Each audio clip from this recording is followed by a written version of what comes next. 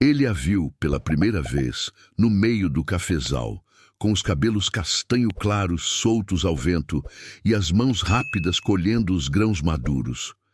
Era meio da tarde, o sol forte batendo nas costas de todos os trabalhadores, mas Maria se movia diferente dos outros.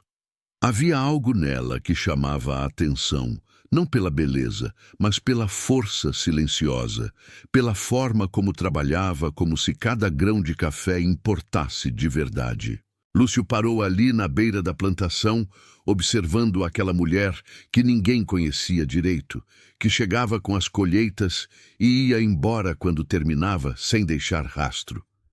Ele não sabia ainda, mas aquela colhedora rejeitada pela própria sorte, que nunca teve família nem nome de verdade, estava prestes a mudar tudo na vida dele, porque às vezes Deus coloca no nosso caminho exatamente quem precisa ser visto, e quando a gente realmente vê alguém, as duas vidas se transformam.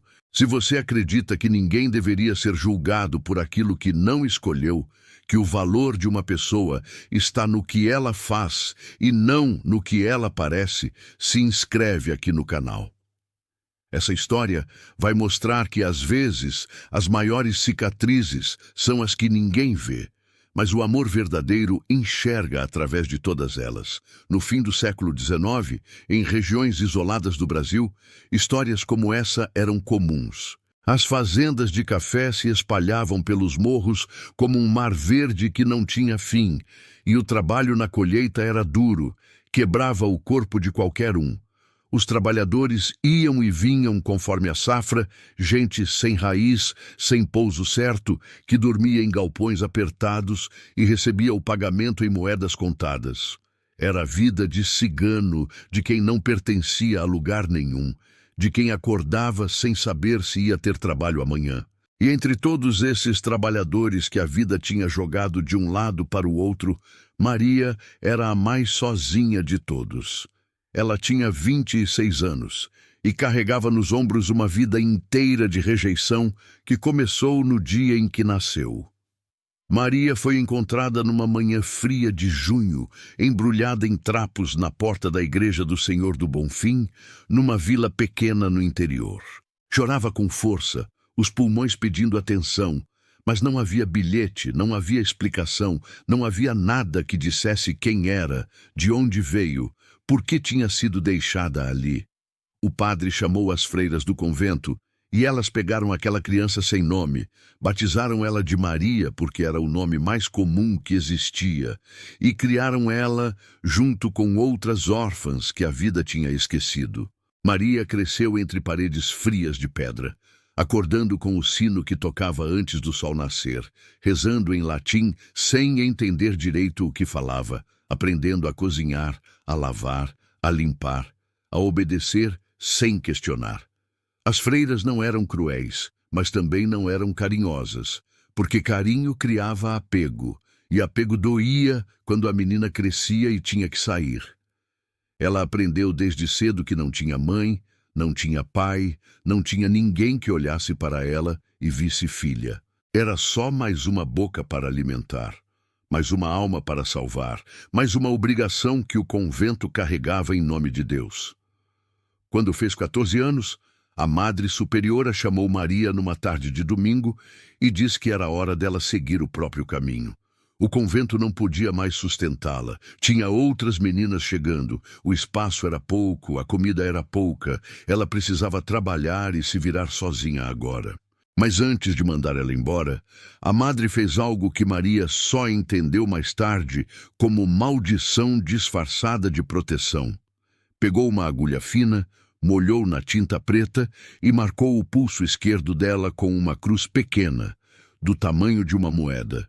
Disse que era para identificação, caso Maria se perdesse, caso algo acontecesse, para que sempre soubessem que ela tinha sido criada pela igreja.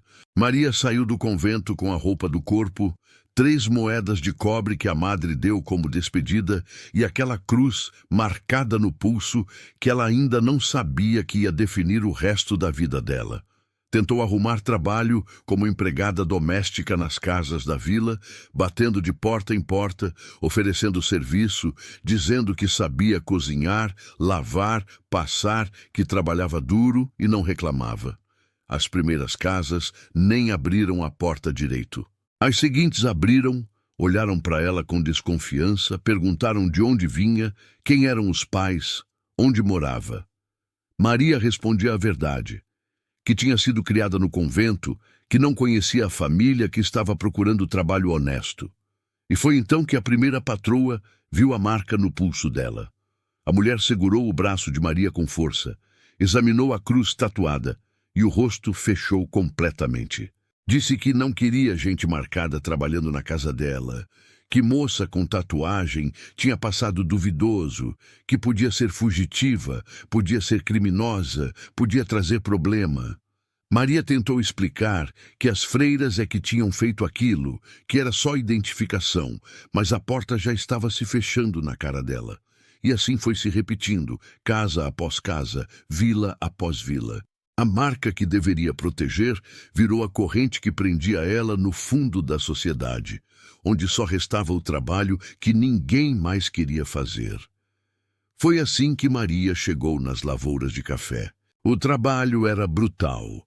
Acordar quando ainda estava escuro, caminhar até as plantações com o orvalho molhando os pés descalços, passar o dia inteiro debaixo do sol que queimava a pele e ressecava a boca, colhendo grão por grão, enchendo os cestos de palha que pesavam tanto que doíam as costas só de levantar. As mãos ficavam manchadas do suco dos frutos. Os dedos sangravam quando a unha arrancava tentando puxar os grãos mais teimosos. E no fim do dia, o corpo doía inteiro, cada músculo gritando por descanso. Mas Maria nunca reclamou, nunca pediu menos trabalho, nunca chorou na frente de ninguém. Ela aprendeu rápido que na lavoura ninguém se importava com o passado de ninguém. Os outros colhedores eram gente como ela, sem pouso, sem família, sem história que valesse contar. Trabalhavam calados, comiam o que davam, dormiam amontoados nos galpões de madeira que as fazendas ofereciam, e quando a colheita acabava, pegavam o pagamento e seguiam para a próxima safra. Não havia amizade de verdade ali. Não havia proximidade, apenas a solidariedade silenciosa de quem dividia o mesmo sofrimento. Maria se acostumou com essa vida. Passou a colher café em fazendas diferentes a cada estação, conhecendo lugares, mas nunca ficando em nenhum, vendo gente, mas nunca se ligando a ninguém. Aos poucos, ela foi ficando conhecida entre os capatazes como a melhor colhedora que existia. Suas mãos eram rápidas e precisas, nunca pegava fruto verde, nunca misturava grão ruim com grão bom, trabalhava o dia inteiro no mesmo ritmo forte sem desacelerar. Quando chegava numa fazenda nova, os outros trabalhadores já sabiam quem ela era. Aquela moça calada, de olhos escuros, que colhia mais que qualquer homem, que nunca arrumava confusão, que guardava a dor só para ela. Maria tinha 26 anos, mas parecia mais velha, o rosto marcado pelo sol, as mãos calejadas e manchadas, o corpo magro e forte ao mesmo tempo, daquele jeito que só quem trabalha até o limite fica. Foi no começo de novembro, quando a safra mais importante do ano estava começando, que Maria chegou na fazenda Santa Rita. Era uma das maiores propriedades da região, com plantações que subiam pelos morros em fileiras organizadas, uma casa grande no topo e galpões para os trabalhadores nos fundos.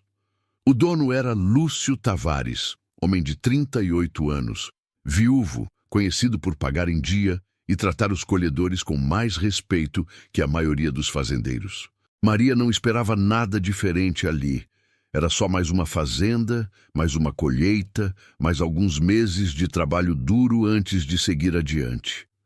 Ela se apresentou ao capataz, um homem gordo e suado chamado Geraldo, que olhou para ela com aquele olhar que todos os homens davam para mulheres sozinhas, cheio de malícia e desrespeito. Geraldo mandou Maria para o galpão das mulheres, explicou que o trabalho começava antes do sol nascer, que o pagamento era por cesto cheio, que quem não produzisse era mandado embora sem receber nada. Maria acenou, pegou o cantinho que sobrara no galpão, deitou no chão de terra batida com a trouxa de roupa como travesseiro e tentou dormir ouvindo os roncos e tosses dos outros trabalhadores. No dia seguinte, começou a colheita como sempre fazia, se perdendo no trabalho, deixando a mente vagar enquanto as mãos faziam o serviço automático de arrancar os grãos maduros e jogar no cesto. Foi no terceiro dia de trabalho que Lúcio a viu pela primeira vez de verdade.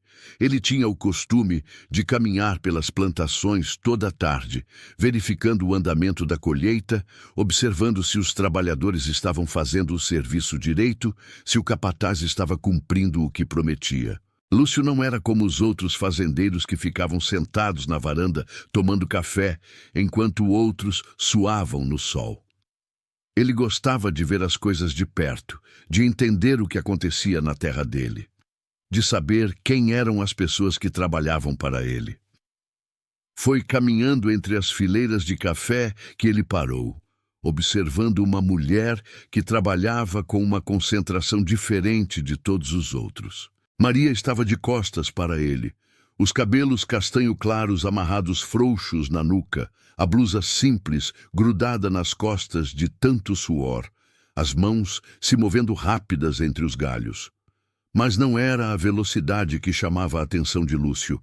Era o jeito cuidadoso, quase delicado, como ela separava os grãos. Enquanto os outros colhedores arrancavam tudo de uma vez, misturando o maduro com o verde, Maria escolhia cada grão, pegava só os que estavam no ponto certo e colocava no cesto com cuidado para não amassar. Era como se ela se importasse de verdade com aquilo, como se cada fruto tivesse valor, como se o trabalho dela significasse algo além de ganhar o pagamento no fim do dia. Lúcio ficou ali parado, observando em silêncio, e sentiu algo estranho apertar no peito, uma sensação que não sentia fazia tempo. A sensação de reconhecer em outra pessoa algo que ele mesmo tinha perdido. Fazia 5 anos que a esposa de Lúcio, Helena, tinha morrido no parto do segundo filho. A gravidez foi difícil desde o começo. Ela passava mal todo dia, o corpo fraco, mas mesmo assim queria tentar dar um irmão para o menino que já tinham. Quando o trabalho de parto começou, durou quase 2 dias. A parteira fez tudo o que podia, mas o bebê estava atravessado, não conseguia sair, e Helena sangrava demais. No final, os 2 morreram, a esposa que Lúcio amava e o filho que nunca chegou a respirar. Lúcio enterrou os 2 juntos no cemitério da fazenda, Helena com o bebê nos braços, e uma parte dele morreu junto. Os anos seguintes foram de sobrevivência mecânica. Lúcio trabalhava de sol a sol, para não pensar, para não sentir, para não lembrar. Criou o filho que tinha, um menino de 3 anos na época, mas criou com distância, com medo de se apegar demais e perder de novo. A fazenda prosperou porque ele colocava tudo nela, toda a energia, toda a atenção, todo o tempo que tinha. Ficou conhecido na região como homem justo, que pagava bem, que cumpria a palavra, mas também ficou conhecido como homem fechado, solitário, que não se envolvia com ninguém, que mantinha distância de tudo e todos. E foi assim que ele viveu, até aquele momento, até ver aquela mulher trabalhando no cafezal com um cuidado que parecia impossível depois de tudo que a vida fazia com gente como ela. Lúcio seguiu caminhando, mas não conseguiu tirar a imagem da cabeça. Perguntou ao capataz Geraldo quem era aquela colhedora, a dos cabelos castanho claros, que trabalhava na fileira do meio. Geraldo cuspiu no chão e disse que era Maria, a melhor colhedora que ele já tinha visto, mas também a mais estranha, porque não conversava com ninguém, não participava das rodas de conversa à noite, ficava sempre sozinha. Lúcio acenou e foi embora, mas a pergunta ficou martelando na cabeça dele. O que tinha acontecido na vida daquela mulher para ela se fechar assim? O que ela carregava que a fazia trabalhar como se o mundo dependesse disso? E por quê? Pela primeira vez em 5 anos, ele estava sentindo curiosidade de verdade por outra pessoa. Os dias seguintes transcorreram numa rotina que Maria conhecia de cor. Acordar quando o céu ainda estava escuro, se lavar rapidamente no tanque de água fria que ficava atrás do galpão, amarrar os cabelos castanho claros com qualquer pano que tivesse e seguir para o cafezal antes que o sol aparecesse completamente. O trabalho começava sempre igual. As mãos ainda duras do frio da madrugada, se movendo devagar no começo. Depois, ganhando velocidade conforme o corpo esquentava e os músculos acordavam. Maria trabalhava em silêncio, sempre na mesma fileira, sempre no mesmo ritmo constante, parando apenas para esvaziar o cesto cheio e pegar água quando a sede apertava demais. Ela não conversava com os outros colhedores, não participava das brincadeiras que eles faziam para tornar o dia menos pesado, não ria das piadas que os homens contavam. Apenas colhia, despejava e recomeçava. Mas algo tinha mudado desde aquela tarde em que Lúcio tinha parado para observá-la. Maria sentia os olhos dele sobre ela com mais frequência agora, não de forma invasiva ou desrespeitosa, mas de um jeito que a deixava inquieta, consciente de cada movimento que fazia. Ele aparecia no cafezal quase todo dia, caminhando entre as fileiras, conversando com os trabalhadores, verificando a qualidade dos grãos colhidos. E sempre, ele passava perto dela, às vezes parando por alguns segundos, às vezes apenas diminuindo o passo enquanto olhava o trabalho dela. Maria tentava ignorar, tentava fingir que não percebia, mas o coração acelerava cada vez que ouvia os passos dele se aproximando. Não entendia por que aquilo a afetava tanto, porque a presença daquele homem fazia algo estranho dentro do peito dela. Foi numa manhã de quinta-feira, quando o orvalho ainda molhava as folhas dos pés de café, que aconteceu o primeiro confronto real. Maria estava trabalhando na fileira mais alta do morro, onde os frutos eram mais abundantes, mas também mais difíceis de alcançar, quando ouviu vozes alteradas vindo de baixo. Reconheceu a voz grave do capataz Geraldo, gritando com alguém, xingando, ameaçando. Maria parou o trabalho por um instante, observando de longe a cena que se desenrolava. Geraldo estava empurrando um menino magro, não devia ter mais que 15 anos, um dos trabalhadores mais novos da fazenda. O garoto tinha derrubado um cesto cheio de café, os grãos vermelhos espalhados na terra vermelha. E Geraldo estava fora de si, dizendo que ia descontar aquilo do pagamento, que menino inútil não servia para trabalho de homem, que ele ia apanhar para aprender a ter mais cuidado. Maria viu o menino encolhido, os olhos cheios de lágrimas que ele tentava segurar, as mãos tremendo enquanto tentava juntar os grãos do chão. Algo dentro dela se partiu naquele momento, porque ela conhecia aquele medo, conhecia aquela humilhação de ser tratada como se não valesse nada, como se um erro pequeno definisse o valor inteiro de uma pessoa. Antes que pudesse pensar direito no que estava fazendo, Maria largou o próprio cesto e desceu o morro correndo, os pés descalços escorregando na terra úmida. Chegou perto do capataz e disse com voz firme que surpreendeu até ela mesma, que o menino era novo, que estava aprendendo ainda, que todo mundo errava no começo, que não era justo castigá-lo daquele jeito. Geraldo virou para ela com o rosto vermelho de raiva, os olhos pequenos brilhando com ódio puro. Ele deu um passo na direção dela, o dedo grosso apontado no rosto de Maria, e disse que ela precisava cuidar do próprio trabalho e não se meter onde não era chamada. Disse que mulher que não sabia o lugar dela acabava sem trabalho, sem pagamento, sem nada. Maria segurou o olhar dele, o coração batendo tão forte que parecia que ia sair pela boca, mas não recuou, não baixou a cabeça, não pediu desculpas. Ficou ali parada, de pé, enfrentando aquele homem que tinha poder de mandar ela embora com uma palavra, mas que não ia ver ela se curvar só porque ele gritou. O silêncio que se formou foi pesado como chumbo. Os outros trabalhadores tinham parado de colher. todos observando a cena, esperando para ver o que ia acontecer. Se o capataz ia bater na mulher, se ia expulsar ela na hora, se ia fazer pior. Foi quando Lúcio apareceu. Ele vinha subindo o morro, tinha ouvido os gritos de longe e chegou no momento exato em que a situação estava prestes a explodir. Perguntou o que estava acontecendo, a voz calma, mas firme, daquele jeito que homens acostumados a mandar usam quando querem respostas verdadeiras. Geraldo mudou completamente a postura, a raiva sumindo do rosto como mágica, substituída por um respeito falso e exagerado. Explicou que o menino tinha derrubado um cesto, que ia ter prejuízo, que a acolhedora tinha se metido na conversa sem ninguém pedir opinião. Lúcio olhou para o menino ainda no chão, juntando grãos, olhou para Maria com aqueles olhos que pareciam ver mais do que deviam, e então olhou de volta para o capataz. Disse que acidente acontecia, que descontar do pagamento de um menino que ganhava pouco já era crueldade, e que trabalhador que defendia outro trabalhador mostrava caráter, não desrespeito.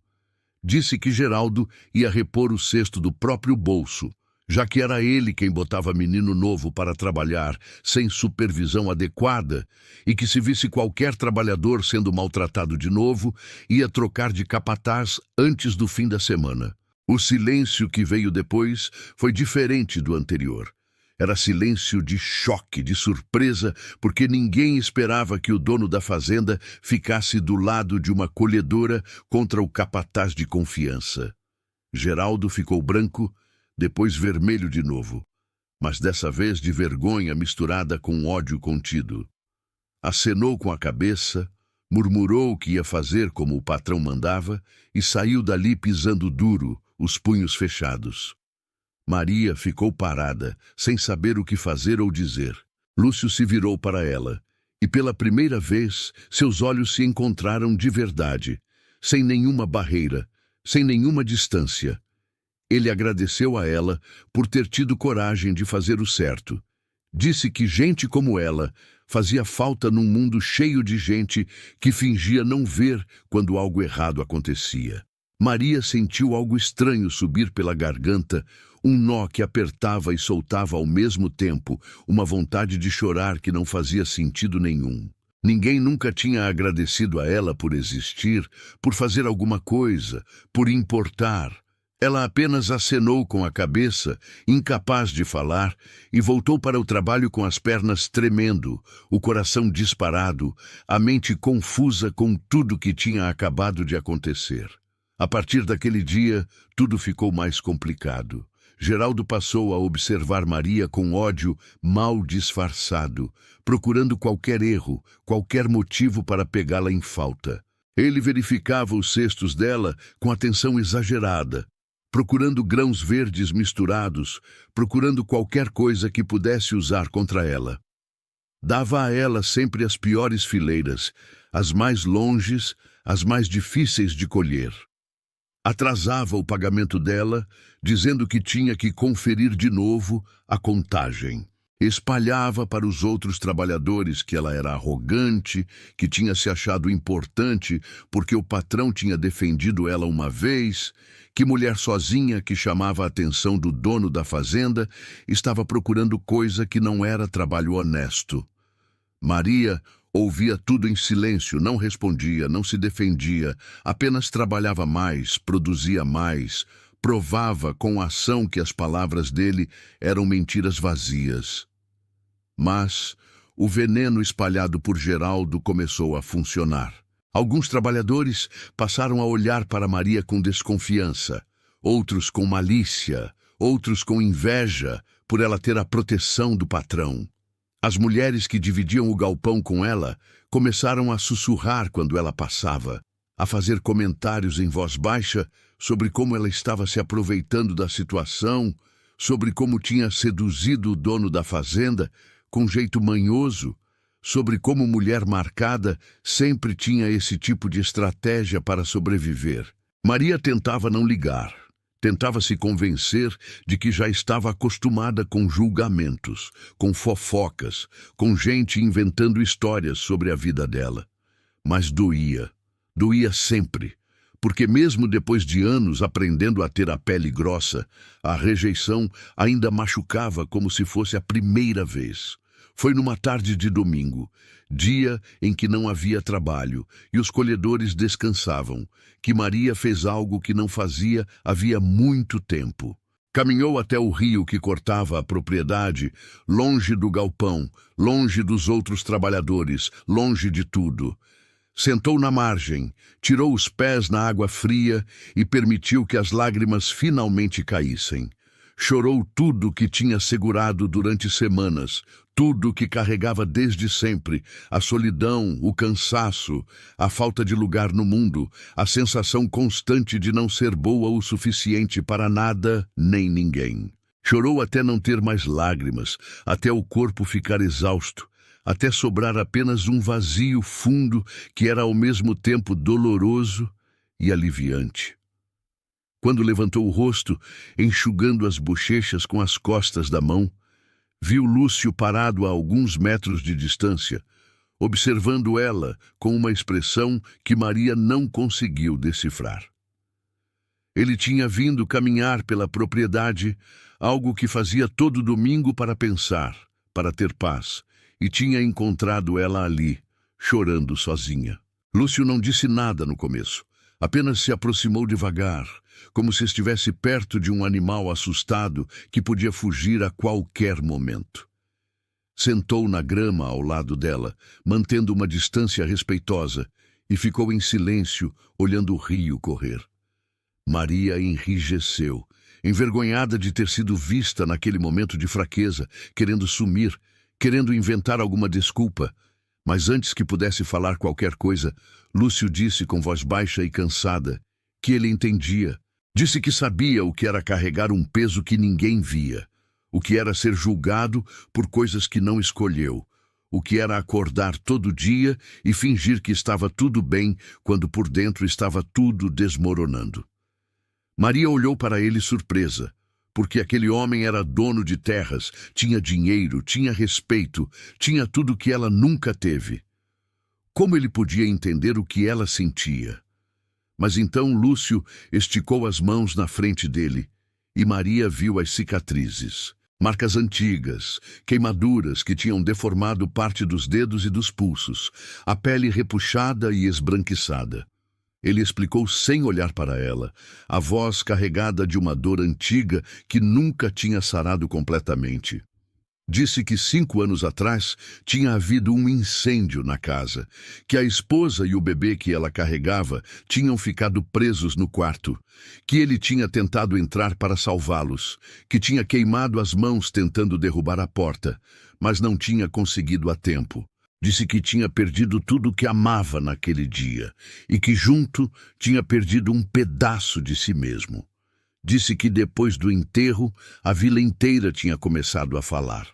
Diziam que ele tinha sido descuidado, que devia ter prevenido o incêndio, que era culpa dele por não ter mais cuidado com as lamparinas, que um homem de verdade teria salvado a família. Diziam que as cicatrizes nas mãos eram marca da própria incompetência, castigo de Deus por algum pecado escondido. Lúcio passou anos ouvindo esses sussurros, vendo os olhares de pena misturados com julgamento, sentindo o peso da culpa que os outros colocavam em cima dele. Foi então que ele entendeu algo que mudou tudo. Entendeu que as pessoas precisavam julgar, precisavam criar histórias, precisavam colocar a culpa em alguém, porque isso fazia elas se sentirem melhores, mais seguras, mais no controle. E entendeu que ele não podia viver pelo julgamento dos outros, ou ia morrer por dentro bem antes do corpo parar de funcionar. Maria ouviu tudo em silêncio, o coração apertado de uma forma diferente agora, não de dor própria, mas de compaixão por aquele homem que ela tinha achado que tinha tudo, mas que na verdade carregava uma cruz tão pesada quanto a dela. Lúcio olhou para ela e disse que tinha visto nas mãos dela, no jeito que ela trabalhava, na forma como tinha defendido o menino, a mesma força que ele tinha precisado encontrar para continuar. Disse que gente que sobrevive ao pior tipo de dor sempre reconhecia outra pessoa que tinha sobrevivido também, porque havia algo nos olhos, algo na postura, algo na alma que marcava para sempre.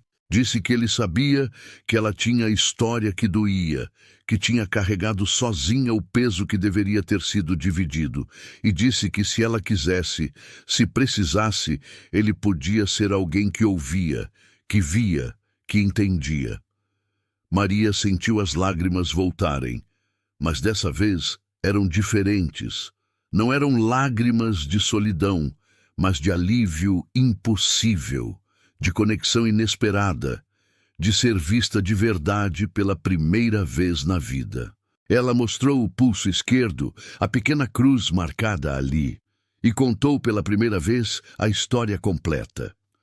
Contou sobre ter sido deixada na igreja, sobre as freiras, sobre a marca que deveria proteger, mas que virou corrente, sobre as portas fechadas, sobre o trabalho brutal, sobre os anos de solidão absoluta. Falou sem parar, como se uma represa tivesse se rompido, deixando sair tudo que tinha guardado durante 26 anos. E Lúcio ouviu cada palavra, sem interromper, sem julgar, sem oferecer soluções vazias ou conforto falso.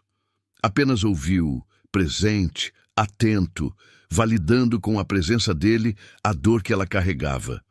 Quando Maria terminou de falar, quando não havia mais palavras, quando o silêncio voltou, mas dessa vez era silêncio confortável, compartilhado, Lúcio disse algo que ela nunca ia esquecer. Disse que a marca no pulso dela não era vergonha, era sobrevivência.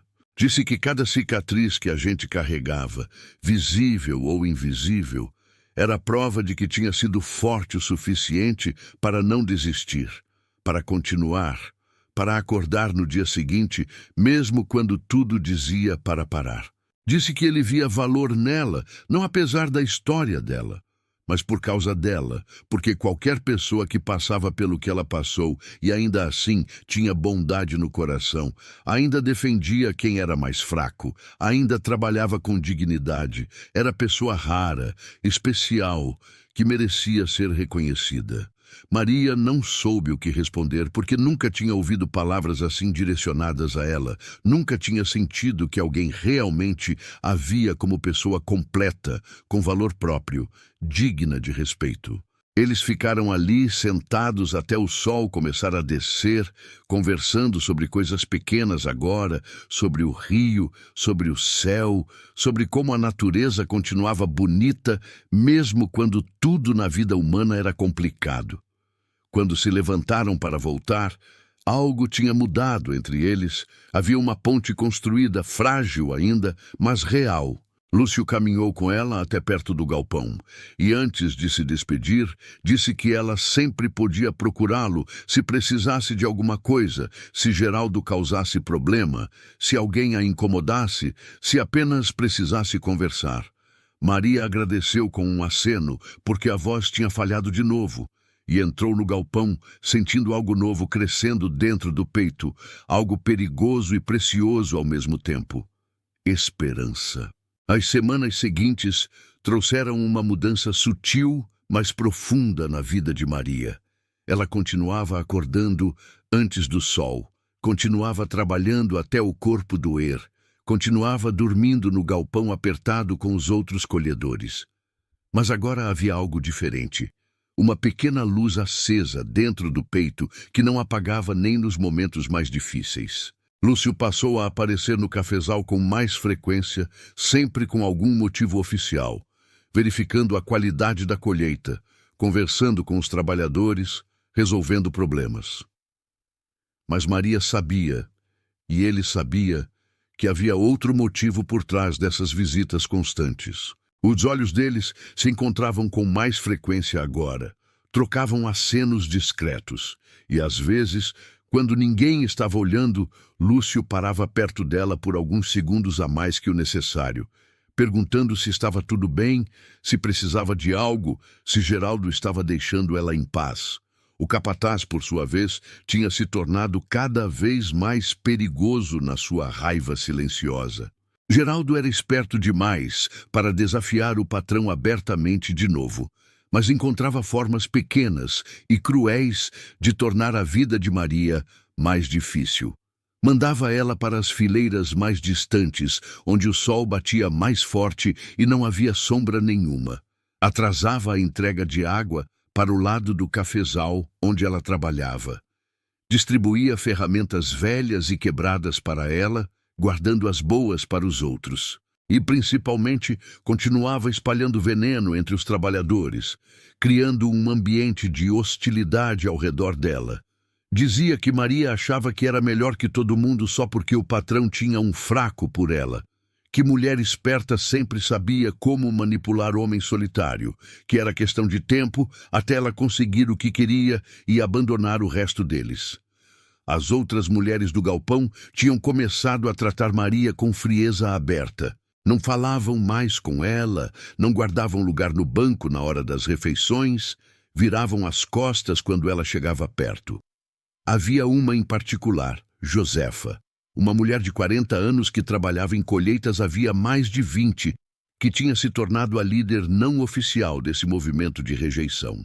Josefa era dura, com o rosto marcado pelo sol e mãos cheias de calos, e tinha orgulho de nunca ter precisado de favor de ninguém. Ela via Maria como tudo que desprezava, uma mulher mais jovem usando artifícios femininos para conseguir vantagens, desvalorizando o trabalho honesto de quem realmente suava sem esperar nada em troca. Josefa fazia questão de falar alto o suficiente para Maria ouvir, comentando sobre mulheres que se vendiam barato, que esqueciam a dignidade em troca de proteção de homem rico. Maria aguentava tudo em silêncio, porque tinha aprendido que responder só piorava as coisas, que se defender apenas confirmava a culpa aos olhos de quem já tinha decidido julgar. Mas por dentro estava cansando, o peso da rejeição começando a esmagar ela de novo. Aquela sensação antiga e conhecida de não pertencer a lugar nenhum, de ser problema onde quer que fosse.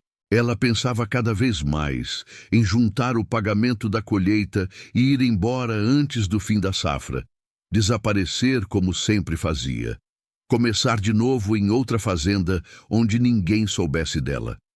Seria mais fácil assim, mais seguro, menos doloroso no longo prazo.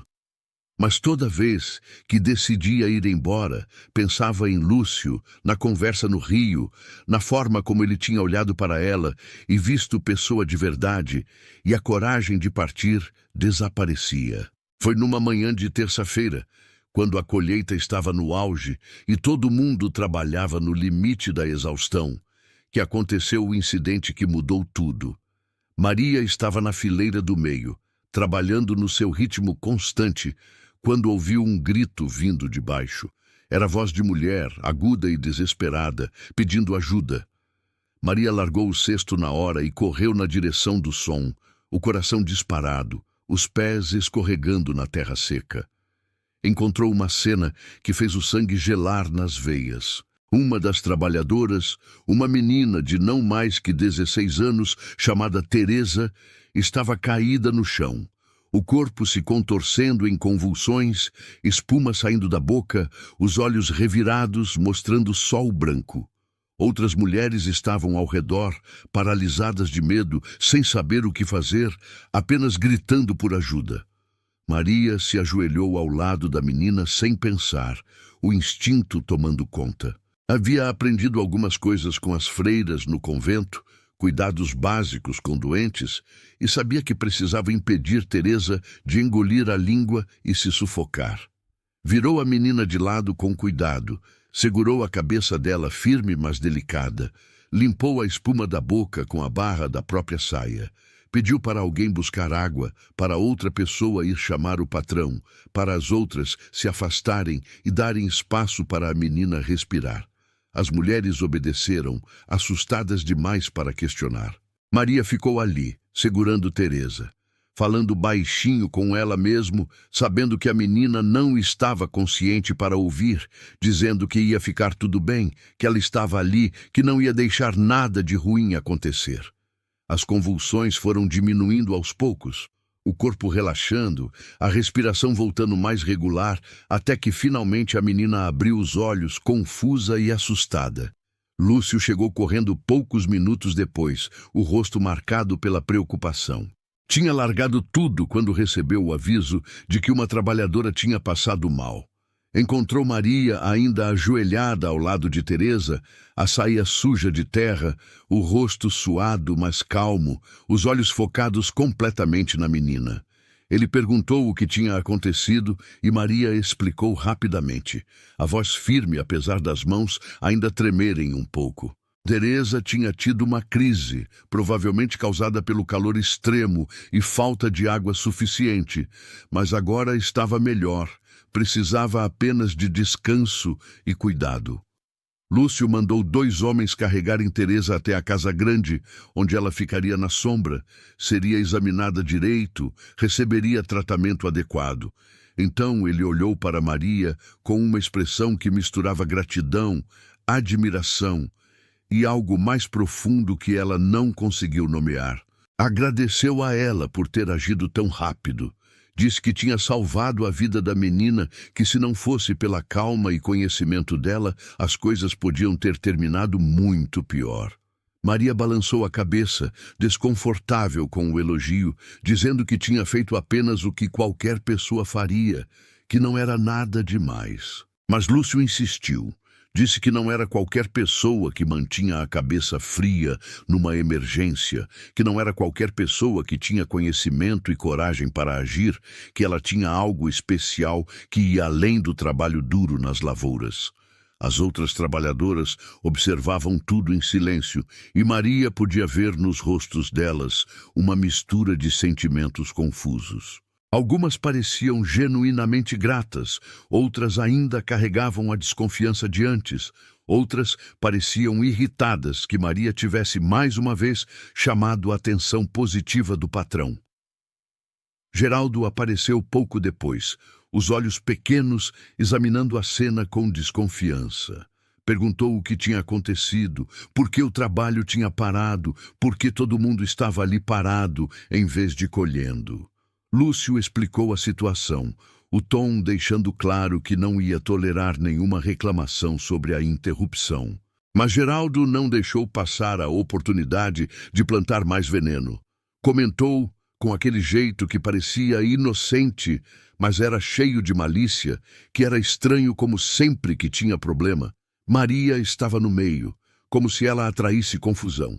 Disse que talvez fosse melhor ela trabalhar sozinha, separada dos outros, para evitar mais incidentes. Lúcio olhou para o capataz com uma frieza que fez o homem recuar um passo e disse com voz baixa, mas carregada de autoridade, que a próxima vez que ouvisse Geraldo falando assim de qualquer trabalhador, especialmente de alguém que tinha acabado de salvar uma vida, ia ser a última vez que ele trabalharia naquela fazenda. O silêncio que se seguiu foi absoluto. Ninguém se mexeu, ninguém respirou alto, porque todos sabiam que aquilo era mais que defesa de uma trabalhadora. Era o patrão deixando claro que tinha escolhido um lado, que não ia mais tolerar as maldades do capataz, que algo tinha mudado. Geraldo ficou branco, depois vermelho, a humilhação pública queimando mais que qualquer tapa na cara. Ele sabia que tinha perdido o poder, que tinha perdido a guerra silenciosa que vinha travando contra Maria. E pior, que tinha perdido na frente de todo mundo. Acenou com a cabeça de forma curta e dura, virou as costas e saiu dali com os punhos tão apertados que os nós dos dedos ficaram brancos. Mas Maria viu nos olhos dele, por um segundo antes dele virar, uma promessa de vingança, um ódio tão puro que fez um frio subir pela espinha dela. Os dias seguintes foram estranhos e tensos. Teresa se recuperou bem.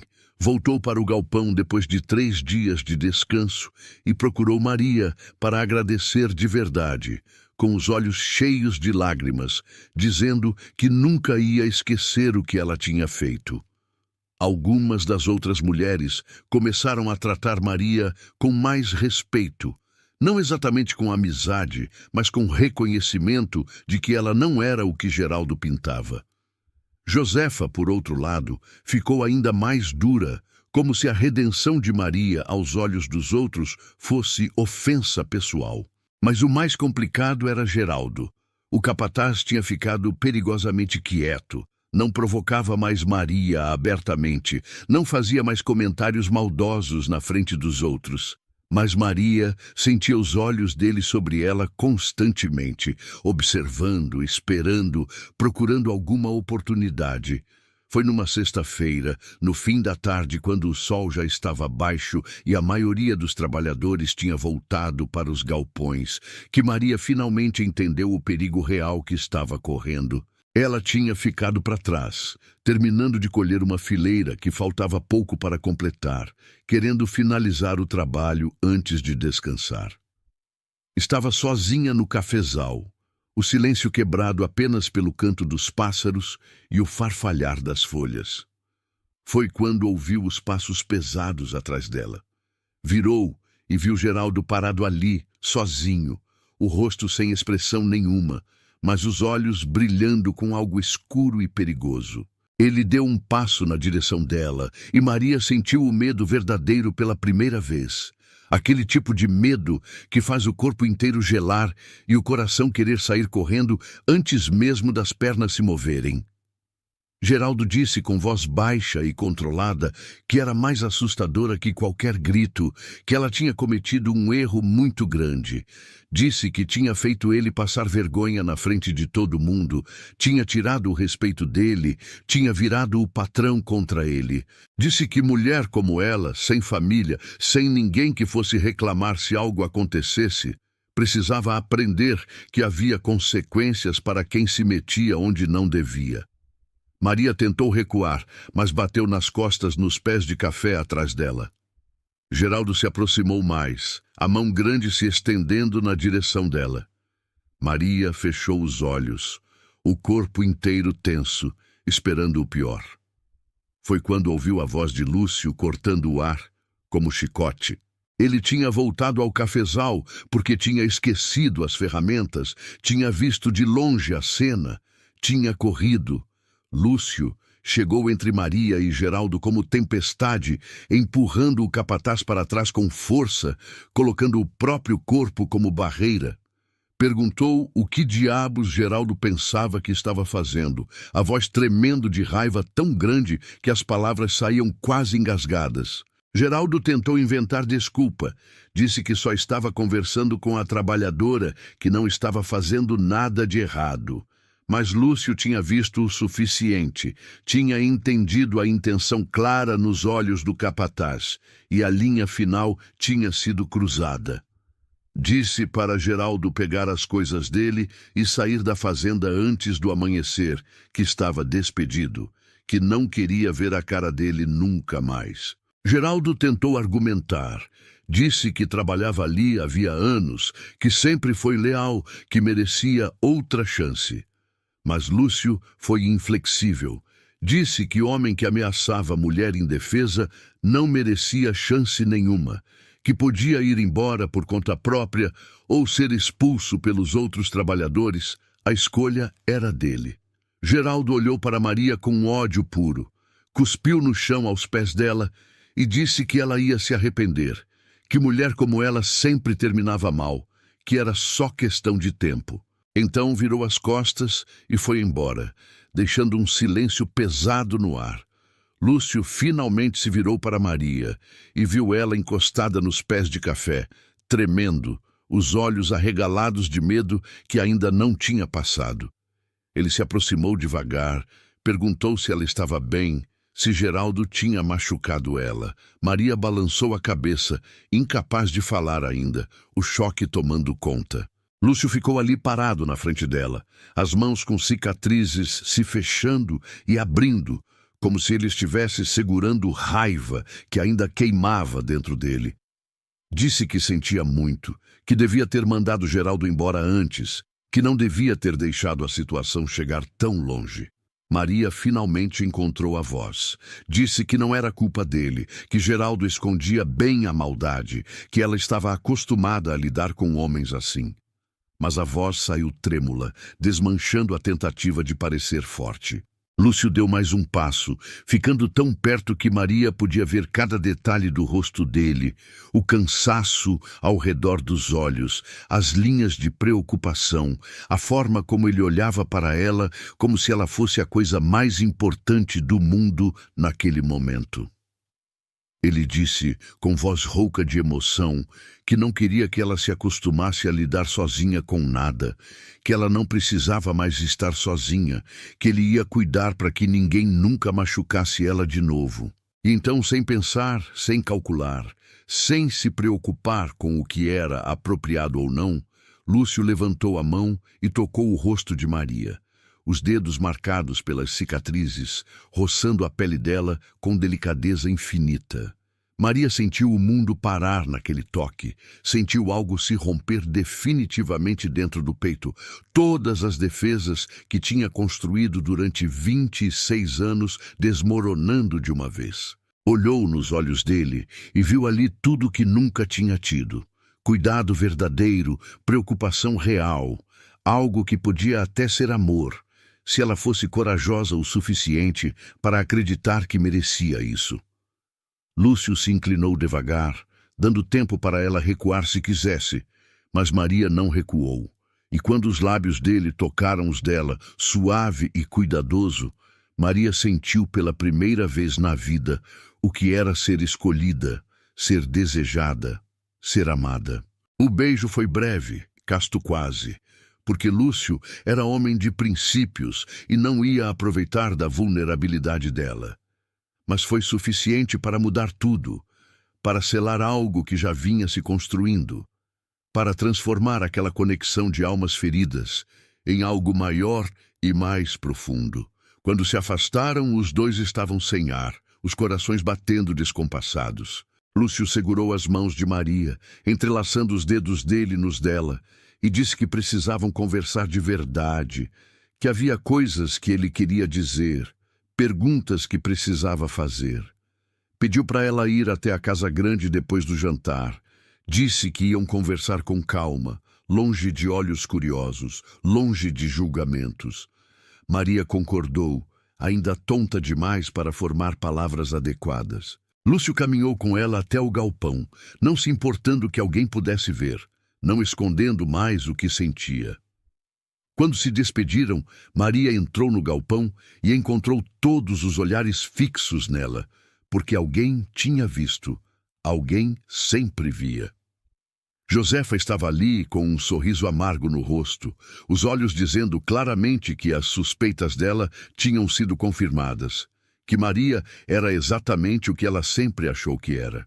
Mas Maria não ligou mais para o que Josefa ou qualquer outra pessoa pensava, porque pela primeira vez tinha algo real, algo que valia a pena lutar, algo que fazia todo o sofrimento valer a pena.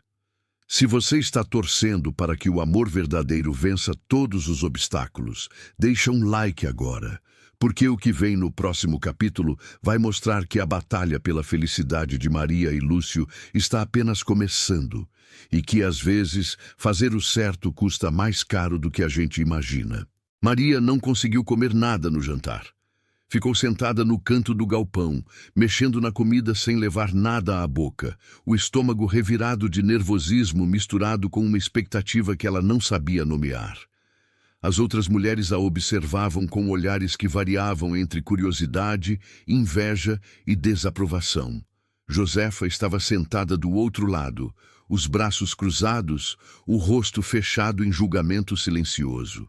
Quando Maria se levantou e saiu do galpão na direção da casa grande, ouviu os sussurros começarem atrás dela, mas não se virou, não deu satisfação. Apenas seguiu caminhando com o coração batendo tão forte que parecia que todo mundo podia ouvir. A noite tinha caído completa, o céu escuro cheio de estrelas que brilhavam como nunca brilhavam na cidade. E o ar estava mais fresco, carregando o cheiro de terra úmida e café maduro. A casa grande estava com as janelas iluminadas por lamparinas que faziam a luz dançar nas paredes. Maria subiu os degraus da varanda devagar, as pernas tremendo levemente, e antes que pudesse bater na porta, Lúcio abriu, como se estivesse esperando ali do outro lado. Ele usava as mesmas roupas de sempre, camisa simples, calças de trabalho, mas tinha os cabelos ainda úmidos de banho recente, e havia algo diferente no rosto dele. Uma suavidade que ela não tinha visto antes, como se ele tivesse tirado uma máscara que usava na frente de todo mundo. Lúcio a convidou para entrar, fechou a porta atrás dela e levou ela até a sala, onde havia 2 cadeiras colocadas uma de frente para a outra, com uma lamparina no meio iluminando o espaço. Maria sentou na ponta da cadeira, as mãos entrelaçadas no colo, sem saber o que fazer com elas, sem saber para onde olhar. Lúcio sentou na cadeira à frente, inclinou o corpo para a frente, os cotovelos apoiados nos joelhos, e ficou em silêncio por alguns segundos, como se estivesse organizando as palavras na cabeça antes de falar. Então, começou a falar. A voz baixa, mas firme, dizendo que precisava ser honesto com ela sobre tudo, que não ia esconder nada, porque Maria merecia a verdade completa. Disse que desde o dia em que a viu pela primeira vez no cafezal, algo dentro dele tinha acordado, algo que estava morto desde que Helena partiu. Disse que tinha passado 5 anos apenas existindo, cumprindo obrigações, trabalhando até cair de cansaço para não ter que sentir o vazio enorme que a perda tinha deixado. Disse que tinha se convencido de que nunca mais ia sentir nada por ninguém, que aquela parte dele tinha morrido junto com a esposa e o filho e que estava resignado a viver assim até o fim dos dias. Mas então Maria apareceu, trabalhando com aquele cuidado impossível, com aquela força silenciosa, com aquela dignidade que se mantinha intacta, apesar de tudo que a vida tinha jogado em cima dela. Lúcio disse que reconheceu nela algo que ele mesmo carregava, a dor de ser julgado por coisas além do controle, a solidão de carregar sozinho o peso que deveria ser dividido. Disse que quanto mais a observava, quanto mais a conhecia, mais enxergava nela uma pessoa extraordinária. Alguém que tinha sido moldada pelo sofrimento, mas que não tinha deixado o sofrimento destruir a bondade dentro dela. Disse que tinha se apaixonado e que essa palavra assustava ele tanto quanto provavelmente assustava ela. Porque amor significava risco, significava vulnerabilidade, significava abrir de novo o coração para a possibilidade de perder tudo mais uma vez. Mas disse que estava disposto a arriscar, porque uma vida sem arriscar não era vida, era apenas espera pela morte. Maria ouviu tudo com os olhos arregalados, o coração agora batendo tão rápido que ela achava que ia desmaiar. Ninguém nunca tinha falado com ela daquele jeito. Ninguém nunca tinha declarado nada parecido. Ninguém nunca tinha olhado para ela e visto algo que valesse a pena amar. Ela tentou falar, a garganta apertada, as palavras presas em algum lugar entre o peito e a boca. Conseguiu apenas sussurrar que tinha medo, que não sabia como ser amada, que a vida inteira tinha sido sobre sobreviver sozinha, sobre não esperar nada de ninguém, sobre não se apegar porque apego sempre terminava em perda. Disse que ele era dono de terras, homem respeitado, que tinha futuro e nome e posição, enquanto ela não era nada, não tinha nada. Era apenas uma colhedora marcada que a vila inteira já estava julgando. Disse que se ele ficasse com ela, ia perder o respeito das pessoas, ia manchar a memória da esposa, ia complicar a própria vida de formas que ele nem imaginava. Lúcio balançou a cabeça, se levantou da cadeira, se ajoelhou na frente dela, pegou as mãos dela entre as dele. Disse que não ligava para o que a vila pensava, que tinha passado 5 anos vivendo de acordo com as expectativas dos outros e tinha sido a coisa mais vazia que já experimentou. Disse que respeito que dependia de quem ele amava não era respeito de verdade, era apenas medo disfarçado de moralidade. Diz que a memória de Helena não seria manchada por ele escolher viver de novo. Pelo contrário, seria honrada, porque ela tinha sido mulher de coração bom, que nunca ia querer que ele ficasse sozinho e infeliz para sempre. E disse que Maria não era nada, era tudo. Era a mulher mais forte, mais corajosa, mais digna que ele conhecia, e que seria privilégio dele se ela aceitasse ficar ao lado dele, construir algo juntos, tentar criar uma vida que valesse a pena viver. Pediu ela em casamento ali mesmo, sem anel, sem cerimônia, sem nada além da verdade crua e da vulnerabilidade completa. Disse que entendia se ela precisasse de tempo para pensar, que não ia pressionar, que respeitaria qualquer decisão dela. Mas disse que precisava que ela soubesse que o lugar dela era ali, ao lado dele, não como empregada, não como colhedora, mas como companheira, como igual, como a mulher que ele escolhia para dividir tudo. Maria sentiu as lágrimas caírem, quentes e abundantes, molhando o rosto, pingando nas mãos entrelaçadas. Disse que sim, que queria ficar, que queria tentar, que estava apavorada, mas que pela primeira vez na vida queria arriscar, queria acreditar que merecia algo bom, que merecia ser amada. Lúcio sorriu daquele jeito que transformava o rosto inteiro, puxou ela para um abraço apertado e os dois ficaram ali, segurando um ao outro como se fossem as únicas pessoas no mundo. Os dias seguintes foram de transformação rápida. Lúcio anunciou para todos os trabalhadores que ia se casar com Maria, que ela não trabalharia mais na colheita, que seria senhora da fazenda. A reação foi mista e intensa. Alguns trabalhadores ficaram genuinamente felizes, principalmente aqueles que Maria tinha ajudado de alguma forma. Teresa abraçou ela chorando de alegria, dizendo que merecia aquilo e muito mais. Outros ficaram em silêncio, processando, sem saber o que pensar. Josefa cuspiu no chão quando ouviu a notícia, juntou as coisas dela e foi embora da fazenda naquele mesmo dia, dizendo que não ia trabalhar em lugar onde mulher esperta que usava o corpo conseguia tudo fácil. Maria viu ela partir sem tentar se defender, porque sabia que não adiantava, que Josefa tinha decidido há muito tempo quem Maria era, e fatos não iam mudar opinião formada por preconceito. A notícia se espalhou pela vila como fogo em pasto seco.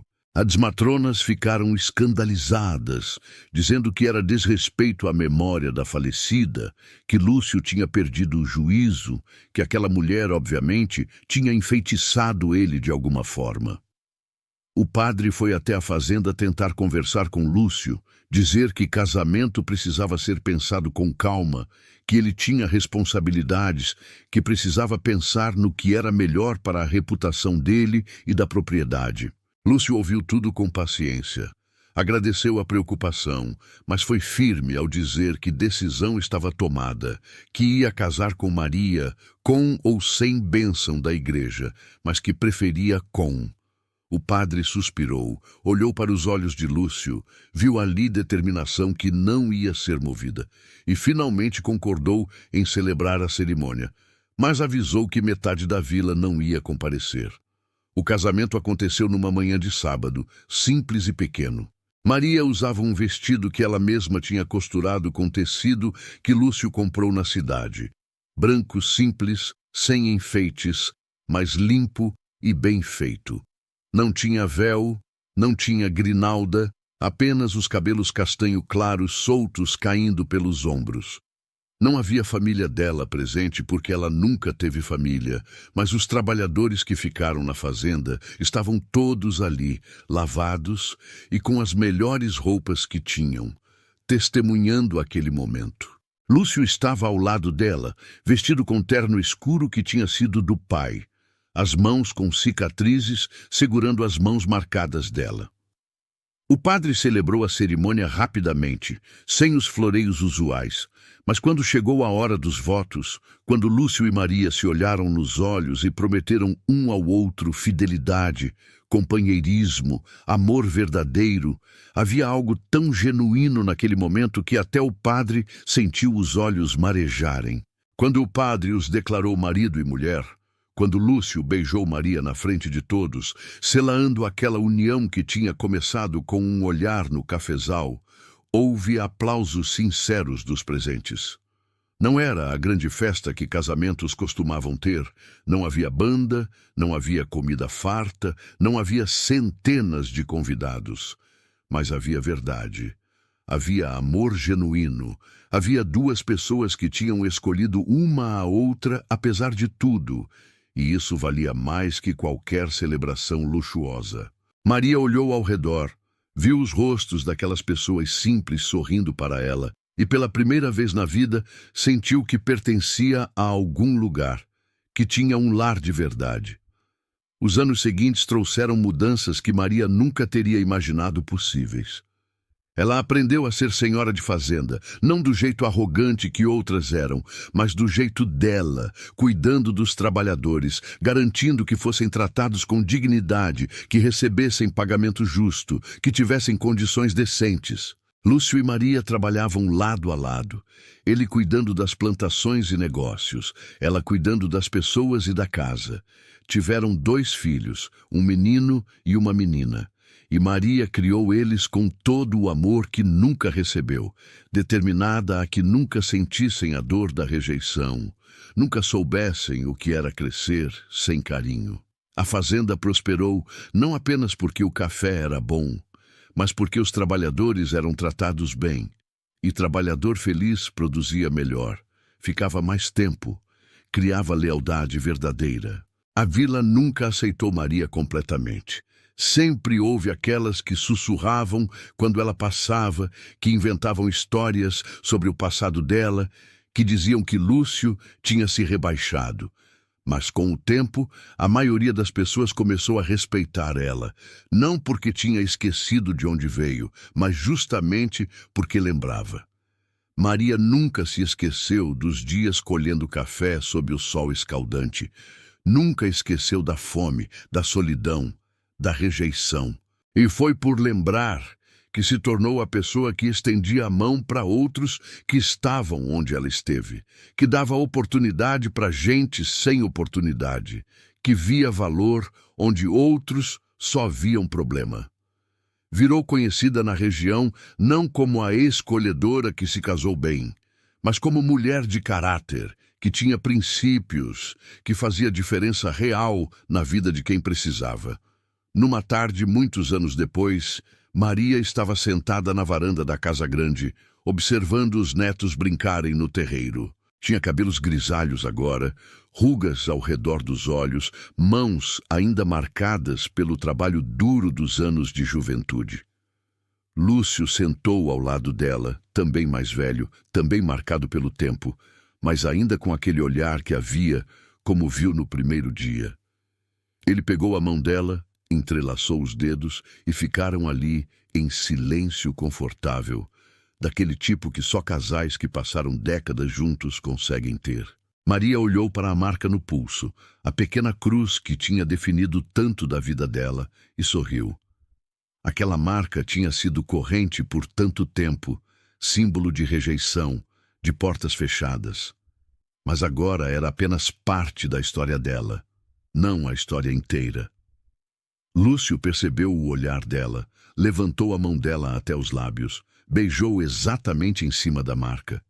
Disse que amava aquela cruz, porque fazia parte dela, e ele amava tudo nela. Maria encostou a cabeça no ombro dele, sentindo gratidão profunda por tudo que tinha vivido, até mesmo pelas partes dolorosas, porque cada rejeição, cada porta fechada, cada momento de solidão tinha sido parte do caminho que a trouxe até ali. Tinha aprendido que o valor de uma pessoa não estava no que os outros viam, mas no que ela escolhia fazer com a vida que tinha, nas pequenas decisões diárias de ser boa, de ajudar, de não deixar que a maldade do mundo transformasse ela em alguém amargo. E tinha aprendido que amor verdadeiro não era algo que você encontrava só porque merecia. Era algo que acontecia quando duas pessoas certas se encontravam no momento certo e escolhiam, todos os dias, continuar escolhendo uma a outra. CTA final. A história de Maria e Lúcio nos ensina que as marcas que carregamos, sejam elas visíveis no pulso ou invisíveis na alma, não definem quem somos. O que nos define são as escolhas que fazemos, as pessoas que escolhemos ser e quem escolhemos ter ao nosso lado. Maria foi rejeitada pela sorte, abandonada por quem deveria ter cuidado dela, julgada pela sociedade que nunca tentou entender a história completa. Mas ela nunca perdeu a dignidade, nunca perdeu a bondade, nunca deixou que a dureza da vida endurecesse o coração dela. E Lúcio foi homem de princípios verdadeiros, que entendeu que fazer o certo às vezes custa caro, mas sempre vale a pena. Se essa história tocou seu coração, se você acredita que todo mundo merece ser amado pelo que é e não pelo que aparenta, se inscreve no canal e ativa o sininho. Aqui no Contos do Interior, toda semana tem uma história nova que vai tocar seu coração e mostrar que o amor verdadeiro e a dignidade sempre vencem no final. Deixa um like se você quer ver mais histórias assim e comenta aqui embaixo qual parte mais te emocionou. A história de Maria é a história de todos nós, de toda vez que nos sentimos pequenos, rejeitados, invisíveis, mas escolhemos continuar. Nos vemos na próxima história. E lembra, você tem valor. Sempre teve, sempre vai ter.